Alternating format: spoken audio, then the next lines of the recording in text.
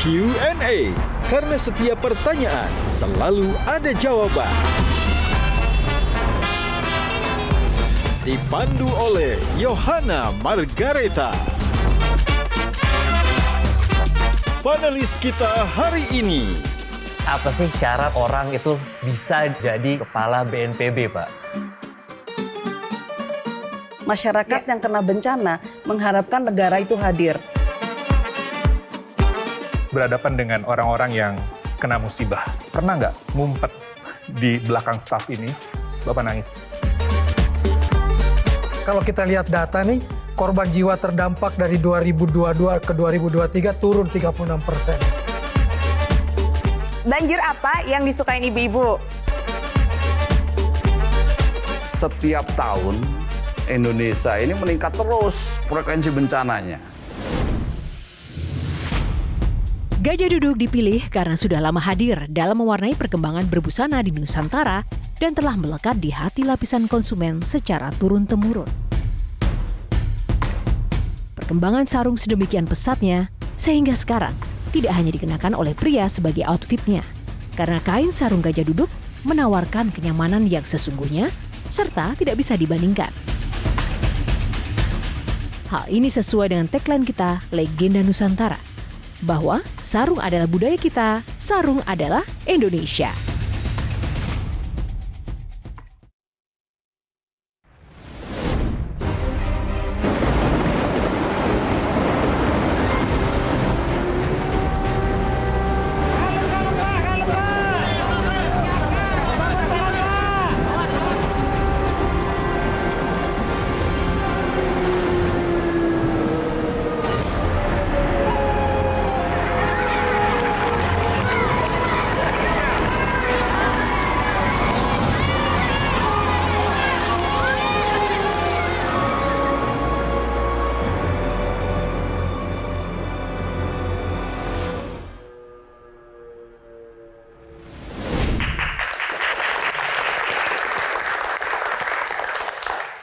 Pemirsa, Anda menyaksikan Breaking News Q&A bersama saya, Suharyanto. Pemirsa, banjir bandang menerjang kawasan di sekitar Gunung Marapi, Sumatera Barat beberapa saat yang lalu. BNPB saat ini masih melakukan pendataan terkait adanya korban jiwa dari peristiwa tersebut. Demikian Breaking News Q&A, sampai jumpa. Tepuk tangan sekali lagi Bapak Suharyanto. Pak Suharyanto, apa kabar? Boleh bergabung dulu. Terima kasih, Pak, apa kabar? Yohana, baik. Gimana tadi rasanya membacakan berita yang biasanya itu adalah tugas saya dan teman-teman, Pak? Ya, ini mungkin pengalaman pertama karena membacakan berita ya. Kalau memberikan keterangan pada saat diminta keterangan sudah biasa. Bedanya apa, Pak? Bedanya ya deg-degan dikit lah. Deg-degannya dikit ya. Pak, apa sih Pak rasanya memiliki sebuah tanggung jawab atau tugas sebagai pawang bencana? Karena setiap ada bencana, Bapak harus selalu ada. Nah itu gimana ya, Pak rasanya di balik layar? Bukan pawang kali ya. Apa Pak? Salah satu aktor utama penanggulan bencana.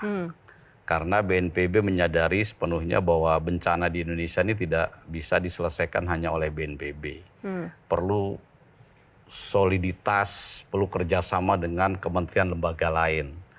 Kami mengenal ada namanya unsur-unsur bencana itu. Yang pertama pemerintah, media kayak Mbak, masyarakat itu sendiri yang terkena bencana, dunia usaha, itu juga semua tergabung dalam aktor-aktor utama dalam penanggulangan bencana. Baik, langsung saja kita berikan tepuk tangan untuk aktor utama kita malam ini. Silakan Pak. Makasih. Baik, kalau tadi kan Pak Suharyanto mengatakan ini salah satu tantangan ya, karena ini yang pertama ya. Nah, ternyata kali ini juga tidak sendiri. Sebagai patriot bencana, Bapak juga mengajak kali ini para punggawanya yang hadir bersama kita dari BNPB teman-teman. Mana semangatnya? Boleh dong dikasih lihat Bapak Ibu semuanya semangatnya tangguh di lapangan itu seperti Salam apa? tangguh. Silakan Pak. Salam tangguh. Tangguh. Tepuk tangan, terima kasih. Bapak, ini ada aturan mainnya di Q&A, nanti akan ada 9 box, di dalamnya akan banyak pertanyaan yang akan kita ulas satu persatu sesuai dengan topik yang kita akan mainkan. Langsung saja, yang pertama, nomor favorit Bapak, silahkan angka berapa kita buka boxnya. Nomor berapa ya? Tahun kelahiran. Nomor 9. Tsunami, tepuk tangan. Kita bicara tentang tugas dan tanggung jawab sebagai kepala BNPB itu seperti apa sih di balik layar, dan saya yakin teman-teman di sini pasti banyak penasarannya dong. 1 sampai 10, menurut Bapak skor penanggulangan bencana Indonesia ada di angka berapa? Penanggulangannya tentu saja masih banyak kekurangan kelemahan, tapi saya bisa mengatakan untuk beberapa tahun ini paling tidak skor penanggulangan bencana Indonesia 7. 7 ya? Oke, tepuk tangan. 7. Bu Rahayu, 7 itu bagus apa enggak? Kurang ya kalau menurut saya. Kenapa, kalau Bu? pengamatan saya sebagai Ketua Ikatan Ahli Kebencanaan yang sering berdampingan dengan BNPB, sebetulnya angkanya lebih, Pak. Ya, lebih dari 7 kalau menurut saya. Ya. Menurut Ibu berapa? Kenapa? Karena saya lihat di BNPB juga sudah mulai melakukan tidak hanya upaya respon aja seperti ada di video, tapi juga ada upaya-upaya prabencana. 1 sampai 10 jadi berapa? Kalau menurut saya sih sebaiknya 9. 9. Ini bukan karena teman dekat kan, Bu? 9 itu artinya masih kurang 1 untuk menjadi sempurna. Jadi tidak ada yang sempurna kan. Oke. Manusia berusaha dan saya memberi nilai 9. 9. Saya lihat adalah leadership ya. Leadership beliau untuk membawa nama Indonesia, tidak hanya untuk Indonesia tapi juga keluar. Pak Suharyanto ini kemana-mana selalu terjun duluan. Iya. Jadi itu yang dibutuhkan karena apa? Masyarakat yang kena bencana mengharapkan negara itu hadir. Nah, negara diwakili oleh beliau sebagai kepala BNPB Oke. yang membuat masyarakat menjadi lebih ayem gitu ya. Baik, tepuk tangan, terima kasih. Kalau Kang Maman, tadi kan ada ungkapan positif nih kita buka ya tentang kepala BNPB kita. Kalau Kang Maman? Saya setuju karena kalau kita lihat data nih, korban jiwa terdampak dari 2022 ke 2023 turun 36%. Kemudian soal kerusakan infrastruktur turun 63%. Berarti ada perbaikan. Dan yang saya menarik tadi, saya ingin lanjutkan Ibu Kunti tadi, soal diplomasi internasional yang jarang saya dengar. Bapak termasuk yang melakukan diplomasi internasional misalnya dengan Vanuatu, negara-negara yang suka ganggu Indonesia. Untuk apa BNPB sampai datang ke sana? Silakan. Baik, terima kasih Kang Maman. Vanuatu ini sebenarnya juga konsepnya adalah sama dengan ke negara-negara lain. Jadi saat kita memberikan bantuan ke Vanuatu, memang semula tidak ada niatan berkaitan dengan politik begitu. Cuma karena latar belakang kami juga dari TNI, kemudian di riwayat hidup saya juga ada pernah di Badan Intelijen Negara begitu. Nah, kegiatan itu kita coba juga dimanfaatkan dengan menyisipkan diplomasi kebencanaan. Saat itu kami sendiri yang langsung datang ke sana membawa bantuan dengan Bapak Menko pertama. Kemudian pada saat keduanya kami sendiri datang. Itu pada saat awal datang itu Menteri Luar Negerinya Papua Nugini mengatakan ke kami itu bahwa ini bantuan ini jangan berharap berkaitan dengan sikap politik Vanuatu terhadap pemerintah Indonesia terkait masalah Papua begitu. Kami juga sampaikan tidak ada kaitannya. Kita datang ke sini adalah sesama manusia dalam konteks kemanusiaan begitu dan tidak ada tujuan apapun begitu. Tetapi ternyata dampaknya di samping mereka merasa terbantu begitu. Setelah kita memberikan bantuan ke Vanuatu, apalagi juga kita membantu merehab ruang VIP bandara. Nah, kami monitor bahwa setelah itu pejabat-pejabat Vanuatu bahkan Menteri Luar Negerinya datang juga ke Menteri Luar Negeri Indonesia. Dan setelah itu juga ada beberapa kali kegiatan di PBB. Sikap Vanuatu yang selama ini menyerang Indonesia terkait dengan Papua ini cenderung berkurang gitu, bahkan hilang gitu. Tepuk tangan. Gitu. Jadi menurut Kang Maman tadi melanjutkan pertanyaan Kang Maman ya, bahwa diplomasi internasional yang terkait dengan politik pun juga bisa kemudian tercapai, disukseskan dengan banyak sekali aspek kehidupan. Salah satunya adalah jalur diplomasi kemanusiaan, begitu ya Kang Maman ya? Saya baru dengar istilah diplomasi kebencanaan, dan itu buat saya menarik. Tapi menurut Kang Maman itu sejauh mana itu bisa diterapkan justru atau bisa menjadi jurus baru sebenarnya? Menghadapi negara-negara seperti Vanuatu dan lain sebagainya terbukti kan. Lebih lembut biasanya kalau sudah di PBB, di forum internasional, mereka paling sering menyerang kita, apalagi urusan Papua. Ini 1 tahun terakhir ini hampir tidak kita dengar. Ya. Sehingga menurut saya diplomasi kebencanaan menjadi sesuatu yang bagus dalam soft diplomasi kita. Oke, malam ini kita dapat ilmu baru, diplomasi kebencanaan. Terima kasih. Semua jenis bencana di Indonesia, di dunia ini ada di Indonesia. Banjir setiap tahun ada, tanah longsor, cuaca ekstrim, gempa bumi, dan tsunami ada terus.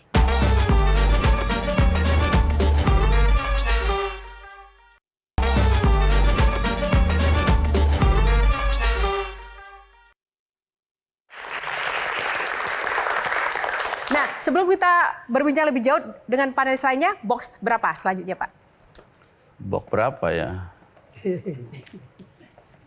Ayo, 3 aja, 3. 3, oke kita buka box nomor 3. Moncer. Ya, kali ini kita akan bicara tentang sosok Pak Suharyanto dalam perjuangan dan value hidupnya selama ini Pak. Apa sih modal Bapak untuk menjadi orang yang sukses dalam perjalanan karir dan hidup? Jadi mungkin jadi kepala BNPB ini dibilang sukses ya. Bagi saya sih... Kak, umur Bapak nggak sukses? Ya lumayan sih. Kok lumayan Pak? Kok lumayan Artinya Pak? kalau saya selama dari mulai kecil gitu sampai dengan posisi sekarang mengalir saja. Memang kalau nilai-nilai yang dipegang adalah setiap tugas yang diberikan adalah itu kehormatan. Sehingga dengan segala macam cara dan upaya begitu tugas itu diberikan, gimana caranya kita untuk menyelesaikannya dengan sebaik mungkin, sesempurna mungkin. Yang menarik adalah background Bapak lebih banyak di BIN begitu ya Pak ya. Apa hubungannya dengan BNPB dan implementasinya itu seperti apa sih Pak? Kalau kita lihat riwayat hidup sebetulnya juga tidak banyak di BIN hanya 2 jabatan ya, Kepala Biro SDM itu 1 tahun, kemudian Direktur Kontra Intelijen 1 tahun, jadi 2 tahun Mbak. Mungkin saya salah satu perwira TNI yang diberikan kesempatan oleh negara ini yang bisa menduduki jabatan-jabatan di militer dan di sipil yang cukup lengkap. Memangnya apa yang dimiliki oleh seorang Suharyanto menurut Bapak sendiri? Ya mungkin itu apa ya, sudah garisan dari Yang Maha Kuasa, ada kesempatan seperti itu, sehingga tidak banyak misalnya perwira TNI yang bisa menduduki jabatan-jabatan sipil dari mulai jabatan eselon 3, eselon 2 sampai eselon 1 bahkan jadi pimpinan. Kan eselon 2 saya, eselon 3 saya jabatan sipil itu menjadi kepala bagian di Sekretariat Negara. Kemudian eselon 2-nya menjadi kepala biro di Badan Intelijen Negara. Tertarik ke politik nggak Pak? Untuk sementara belum. Kenapa Pak? Ya kita ingin mengabdi sebagai aparat pemerintahan dulu. Gitu. Dulu? Ya karena politik tapi belum. Nanti ke depan? Belum terpikir Mbak ya. Belum Mbak. Silakan Intan. Bapak saya tadi tertarik kan mendengar Bapak bahwa Bapak sudah cukup lengkap ya jabatan militer maupun jabatan sipilnya. Terus tadi Bapak juga mention bahwa di setiap jabatan yang Bapak diberikan harus memberikan yang terbaik dan menikmati. Tapi dari semua jabatan yang ada nih Pak, mana sih Pak jabatan yang paling Bapak merasa nyaman di dalamnya dan mana yang paling challenging buat Bapak? Saya rasa mungkin kalau pada saat masih muda ya semuanya challenging ya. Tapi setelah jabatan yang agak berkesan ya mungkin waktu TNI ya. Panglima Kodam 5 Brawijaya. Karena bagi kami seorang perwira lulusan Akademi Militer, salah satu jabatan yang diidamkan adalah menjadi seorang Panglima Kodam paling tidak. Dan yang kedua menjadi kepala BNPB, itu pun awalnya mulai dari pandemi COVID-19. Kita masih ingat saat wabah varian Delta masuk ke Indonesia, sehingga pemerintah menerapkan karantina bagi warga negara Indonesia yang tinggal di luar, yang masuk ke Indonesia yang tidak terkena COVID. Tapi karena dia masuk, dia harus dikarantina. Ya. Tapi dari semuanya itu kan tadi banyak COVID dan COVID-nya ya Pak ya. Dan apa yang tak terlupakan dari peristiwa COVID itu yang mempengaruhi kehidupan Bapak secara pribadi? Ya saat itu kan ketika harus karantina dan isolasi, itu puluhan ribu masyarakat yang dia merasa tidak sehat saja, begitu masuk ke wilayah Indonesia, harus dikarantina 10 hari, masuk ke hotel, makan aja dikirim dari bawah. Itu seluruh Jakarta itu, Mbak, oleh Jakarta, kemudian beberapa daerah lain, hotel-hotel Jakarta ini penuh oleh mereka. Kemudian juga kita harus menyiapkan penampungan rumah-rumah susun, termasuk Wisma Atlet. Itu melayani mereka itu tidak mudah begitu. Karena mereka merasa, saya ini kan sehat, kenapa saya harus diperlakukan, harus dimasukkan dalam satu tempat khusus begitu. Tapi ada nggak sih Pak peristiwa yang bikin Bapak trauma? Nah itu adalah salah satu yang membekas, mengendalikan orang banyak, masyarakat yang sebetulnya tidak sakit, kita harus pendekatan, itu juga merupakan pengalaman yang tidak terlupakan ya. Ada Pak yang bikin sampai trauma atau mungkin benar-benar? Nggak ada sih Mbak, nggak ada. Kemudian yang kedua juga berkesan pada saat awal-awal menjabat, hari ke-7 atau 8 dari kepala BNPB, tiba-tiba Gunung Semeru meletus itu. Nah, itu ujian pertama sebagai kepala BNPB, apakah saya bisa ngatasi itu atau tidak. Tapi alhamdulillah kalau sekarang saya bisa mengatakan bahwa penanganan erupsi Gunung Semeru 2021 dan 2022, kita pindahkan 2.000 orang, 2.000 kepala keluarga dari satu kampung ke tempat baru yang aman, itu alhamdulillah, dan termasuk penanganan bencana yang tercepat dan masuk rekor muri itu. Dan itu sudah diuji lagi begitu erupsi Gunung Semeru di 2022, yang 2021 meninggal 57, di 2022 tidak ada yang meninggal. Tepuk tangan. Duto silakan. Kalau saya sih lebih penasaran kayak ini Pak ya. Sebenarnya apa sih syarat orang itu bisa menjadi kepala BNPB, Pak? Karena kalau kita lihat beberapa jabatan terakhir atau beberapa kepala BNPB sebelumnya, itu selalu dari militer. Apakah memang syaratnya untuk jadi kepala BNPB itu dari militer? Apa mungkin pas interview ditanya dari militer? Bukan, nggak bisa. Apa seperti itu? Atau memang ada pertimbangan khususnya gitu? Itu yang saya penasaran sebenarnya. Jadi kalau Undang-Undang Nomor 24 tahun 2007 itu menyatakan bahwa kepala BNPB itu justru tidak bisa diisi oleh militer aktif.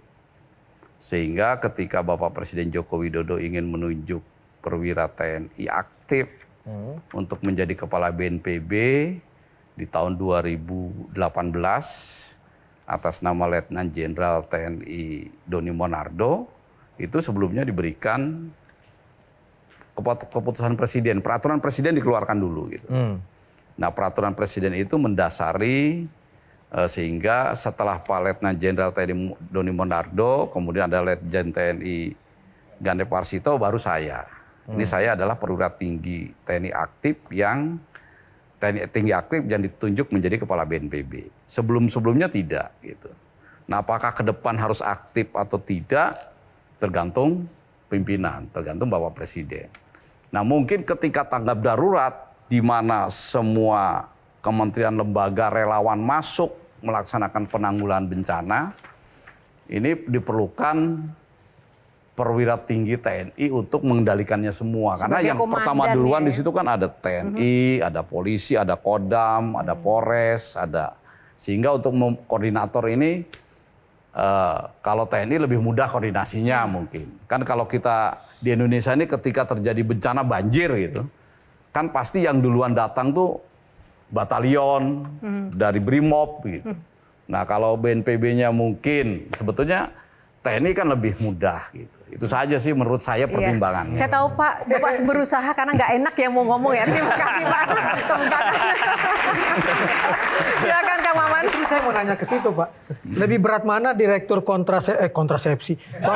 kontraseparatisme dibanding kontra bencana seperti yang Bapak alami sekarang? Lebih berat mana Pak? Kalau menurut saya lebih berat bencana, penanggulangan bencana ya. Dibanding Karena separatisme? dibandingkan separatisme. Separatisme itu saat ini mungkin yang masih debatable ya. Ya. Papua saja kan. Mungkin TNI menganggap itu separatis, tapi kalau lembaga lain menganggap itu kriminal kan masih belum. Itu jadi yang kita pikirkan hanya itu. Kalau bencana kan seluruh Indonesia Pak Maman. Jadi setiap tahun Indonesia ini meningkat terus frekuensi bencananya. 2023 tuh ada 5.400 kali bencana. Itu angka golden time early warning system kita yang 30 menit itu lebih bagus atau sekarang malah?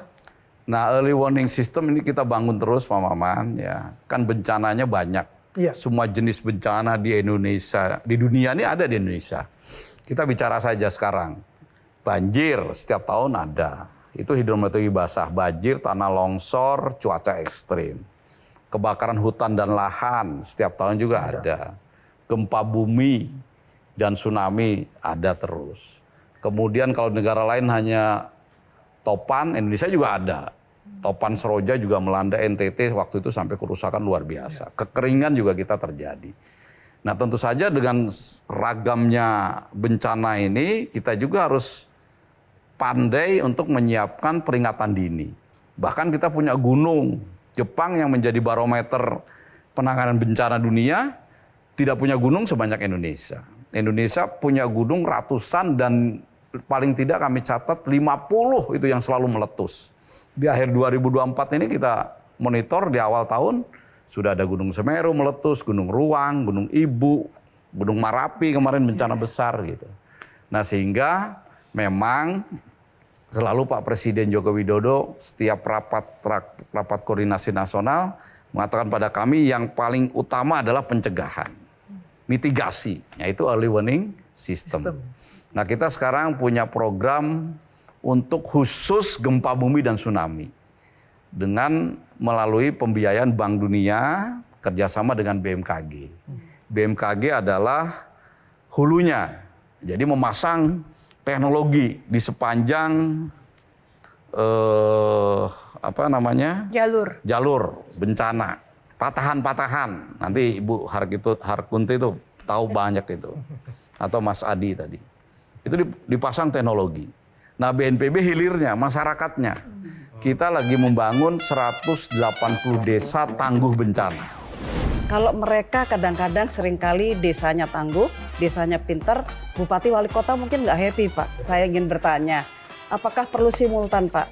Pimpinan daerah juga dibikin pinter.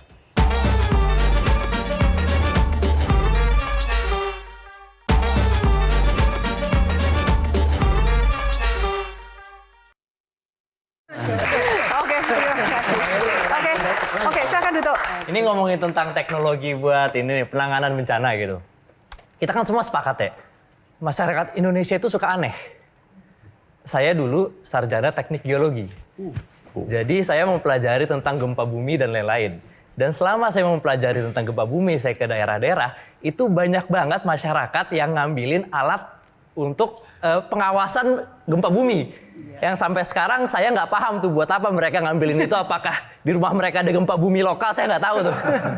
Nah, itu gimana cara mengedukasi masyarakat supaya ini jangan diambil-ambilin dong gitu loh. Ini bahaya loh kalau diambil-ambilin. Antisipasinya gimana Pak? Ya, itu memang jadi masalah kami ya. Ya masyarakat Indonesia kan banyak ya. Disitulah dibuat desa tangguh bencana. Desa tangguh bencana itu isinya meningkatkan kesadaran masyarakat yang tinggal di situ, memberdayakan masyarakat bahwa mereka itu tinggal di tempat yang suatu saat akan terjadi tsunami dan gempa bumi. Itu pasti terjadi. Kita sampaikan, kalian pasti ngalami, apakah di masa kalian atau di masa anak cucu kalian. Itu memang tidak bisa setiap siklusnya tuh bisa diprediksi dengan tepat gitu. Ini tapi pasti terjadi. Apakah 30 tahun, 40 tahun, 50 tahun? Tadi kita bicara-bicara sesar Lembang ini 200-an tahun nih, nggak muncul, nggak lepas itu. Tapi ahli-ahli itu pasti mengatakan suatu saat lepas itu. Nah ini kita tekankan terus ke masyarakat supaya ketika ada rambu-rambu, ada teknologi, ada sirine, ya mereka jaga sendirilah. Menarik tadi ya disampaikan Pak Suharyanto bahwa BNPB juga concern ya membangun desa tangguh bencana. Masih ada kaitannya dengan early warning system sebetulnya. Pertanyaan saya Pak, desa-desa itu dibangun ya dengan membangun ketangguhan mereka dengan program, dengan berbagai indikator yang mereka menjadi tangguh. Nah bagaimana dengan wali kota dan bupati sebagai pimpinan daerah? Kalau mereka kadang-kadang seringkali desanya tangguh, desanya pinter, bupati wali kota mungkin nggak happy Pak, karena susah diatur. Nah menurut Bapak nih, menurut saya ingin bertanya, apakah perlu simultan Pak, pimpinan daerah juga dibikin pinter, misalnya kabupaten tangguh bencana, atau misalnya ada indikator kota tangguh bencana.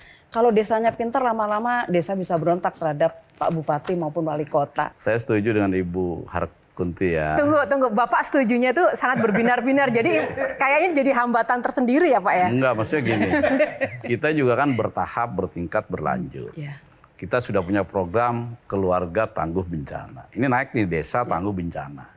Nanti masuk lagi ke atas kalau udah desanya bagus, udah merata, khususnya desa-desa di sekitar bencana itu. Apakah bencana tadi ya, gempa bumi tsunami, bencana gunung meletus, semua bencana ya. Baru kita naik ke tingkat kabupaten dan provinsi sampai dengan tingkat pusat begitu. Sehingga semuanya sadar bahwa kita di satu sisi tinggal di negara yang kaya raya, tapi di sisi lain kita juga segala jenis bencananya di dunia juga ada di kita. Betul. Tapi banyak yang kemudian kepala-kepala dinas atau BNPB yang ada di daerah begitu Pak, itu banyak orang-orang yang udah mau pensiun juga Pak. Nah, itu Rata-rata yang itu selalu budaya seperti itu gimana Pak? Enggak, Kan ini masalah itu yang nyawa selalu orang. kita perangi. Jadi Kita Bapak selalu memerangi perangi itu. bahwa BNPB jadi Kalaksa BPBD itu jadi orang terbaik. Jangan orang-orang dari kepala dinas yang melanggar tidak bagus dikasih jadi kepala pelaksana BPBD. Nah itu yang harus kita perangi karena justru menjadi Kalaksa BPBD itu ancamannya lebih banyak. Nah kalau gitu bagaimana Bapak memerangi itu dan seperti apa imbauan Bapak ke daerah? Ya makanya sekarang kita kerjasama dengan Kemendagri ya karena untuk menunjuk kepala Kalaksa BPBD kan bukan kepala BNPB, tapi gubernur dan bupati wali kota. Nah ini tentu saja yang punya jalur komando kepada bupati, gubernur, wali kota adalah Pak Menteri Dalam Negeri. Nah beliau sangat mendukung banget terkait dengan penanggulangan bencana, dikeluarkan aturan-aturan regulasi ya. Bahkan juga kami juga selalu bekerja sama dengan gubernur terkait dengan kinerja dari para kalaksanya dengan bupati wali kota dan rata-rata sih respon. Seandainya misalnya kita kerjasama di lapangan di daerah tertentu misalnya Pak Bupati, Pak Wali Kota itu kalaksanya kok lemes-lemes sih, kurang sip. Nah, nanti Pak Bupatinya langsung ditegur, diapa gitu. Tepuk tangan untuk Pak Suharyanto. Oke, sebelum kita lanjutkan ke panelis lainnya, kita pilih box lagi nomor berapa Pak? Box selanjutnya. Box berapa ya? 7 lah. Box nomor 7. Oke, baik. Tadi sudah ada tsunami, moncar, sekarang adalah perahu karet. Nah, dalam kehidupan Bapak pasti kan ada lika-likunya ya Pak ya. Sebagai orang yang suka menolong orang susah begitu. Bapak memang pernah sesusah apa sih? Saya itu mungkin senangnya itu setelah tua, Mbak. Kenapa? Jadi dari kecil susah terus gitu.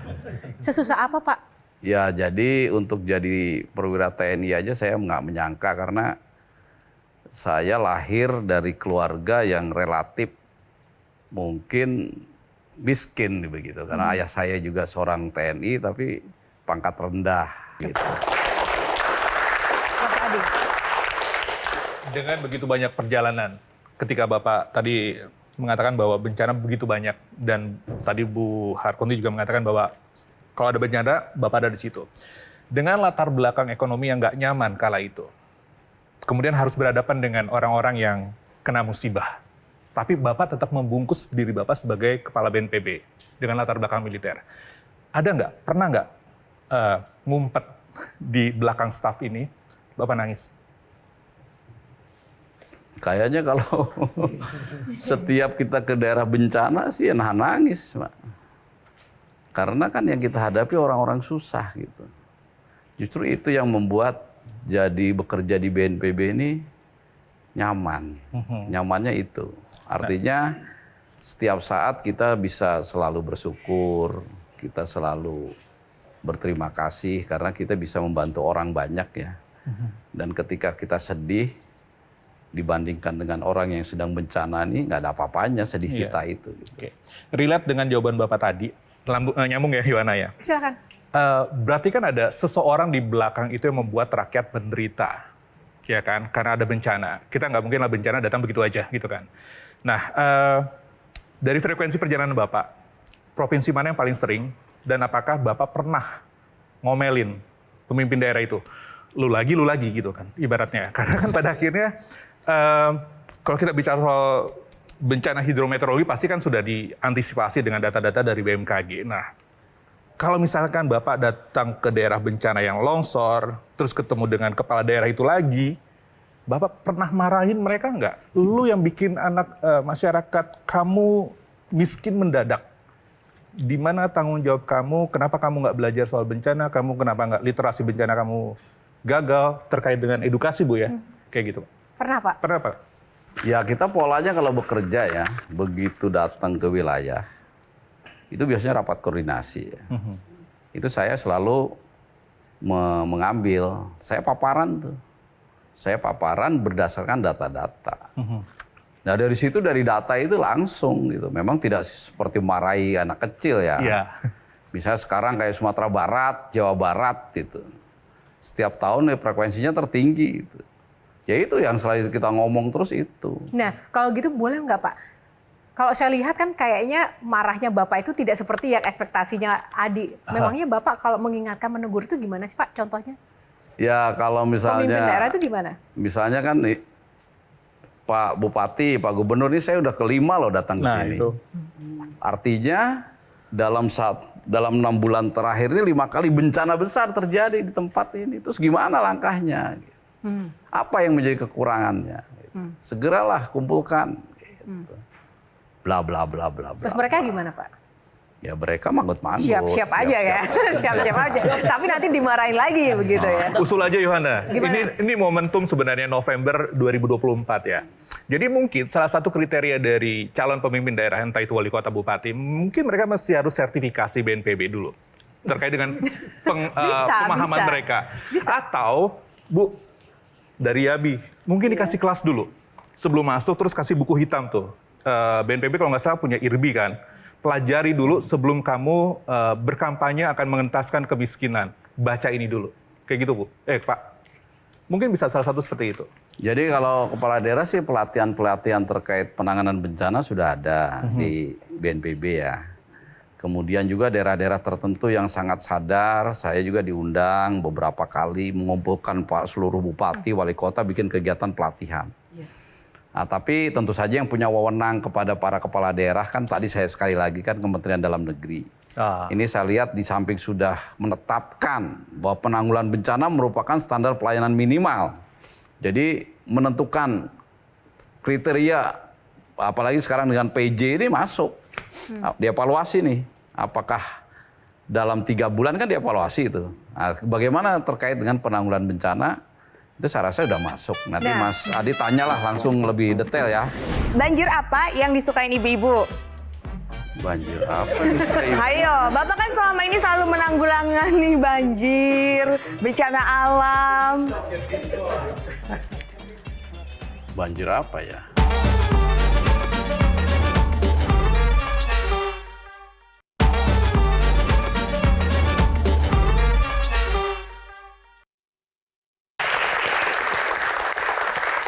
Baik, mungkin Intan Ya Pak, Tentang lika-liku kehidupan seorang Bapak Pak ini kan Suharyanto.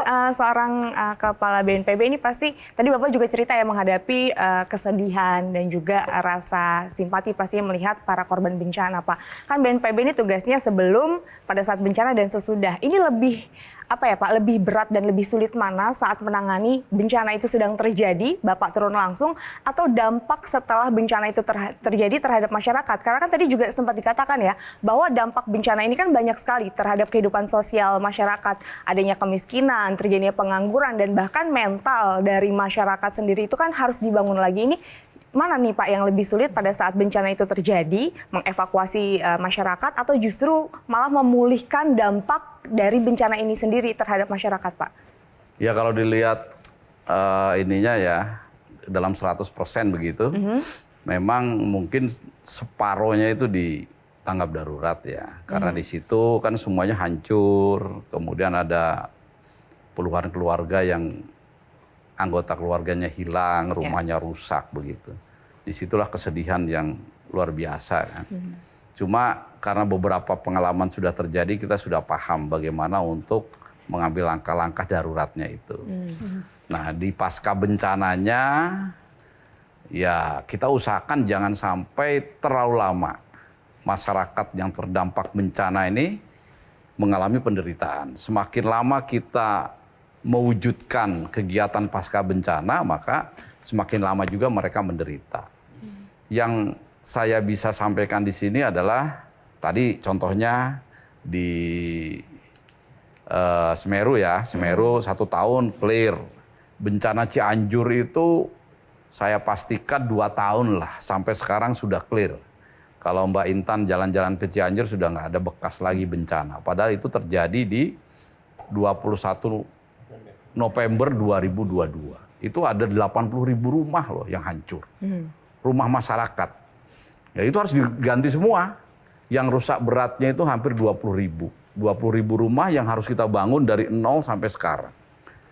Nah tentu saja itu tidak mudah ya. Tidak mudah, tapi dengan kita bekerja sama solid, pelan-pelan, tapi terus kita kerjakan setiap minggu. Waktu awal-awal saya datang ke sana, awal 3 minggu saya pimpin sendiri, alhamdulillah sekarang bisa terwujud. Baik, Jadi singkat saja Ibu.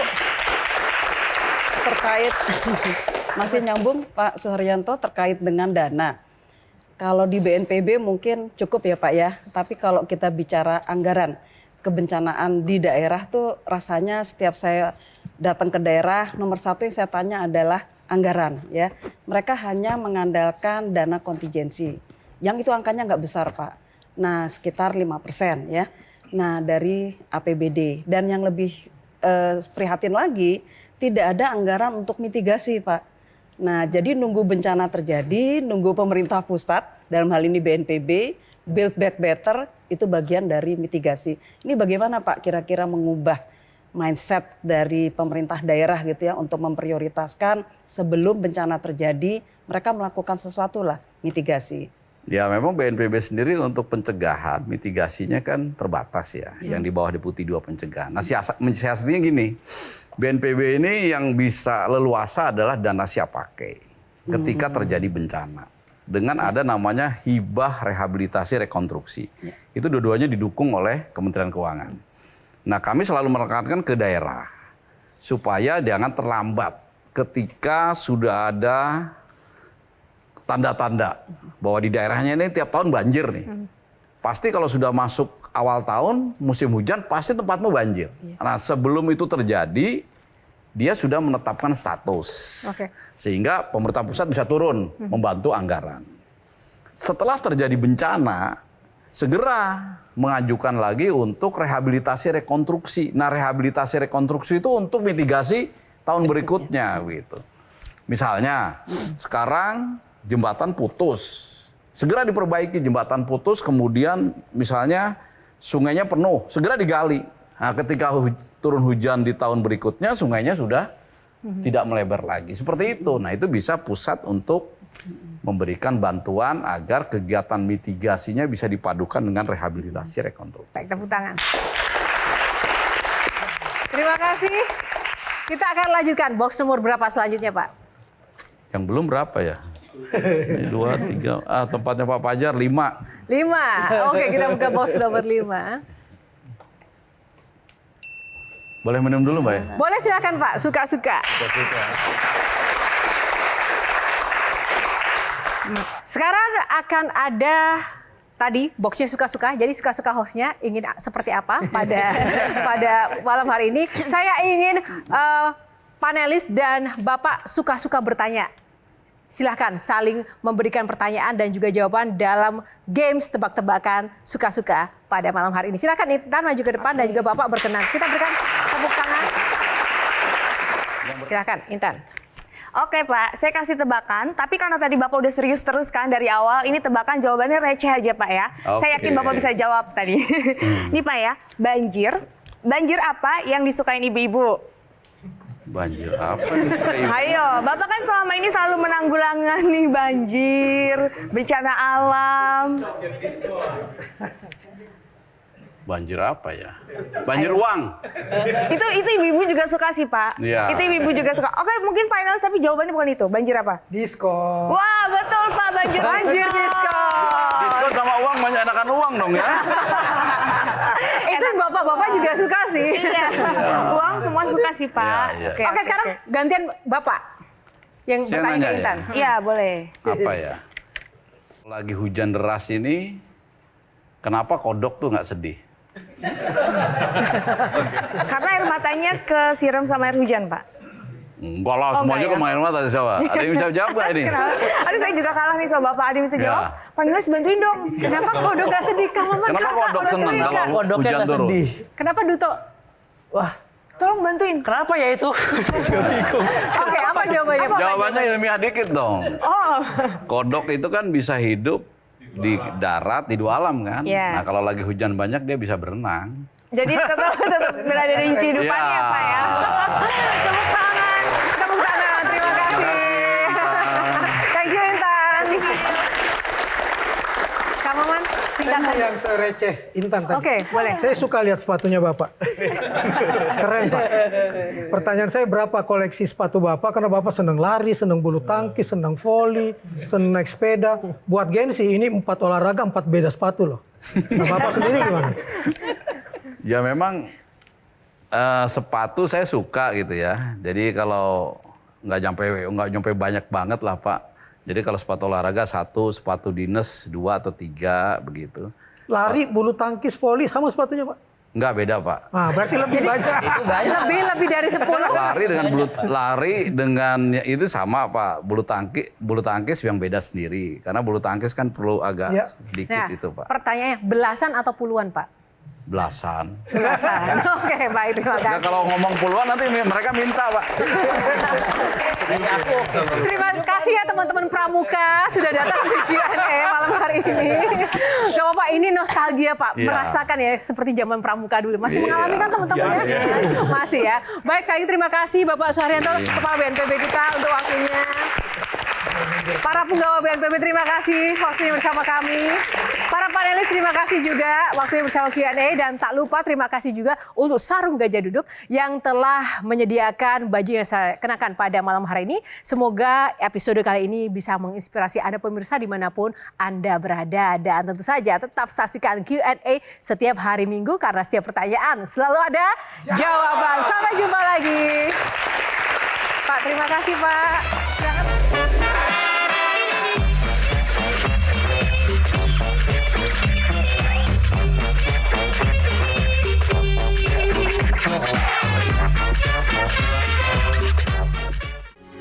Metro TV. Jelajahi cara baru mendapatkan informasi. Download Metro TV Extend sekarang.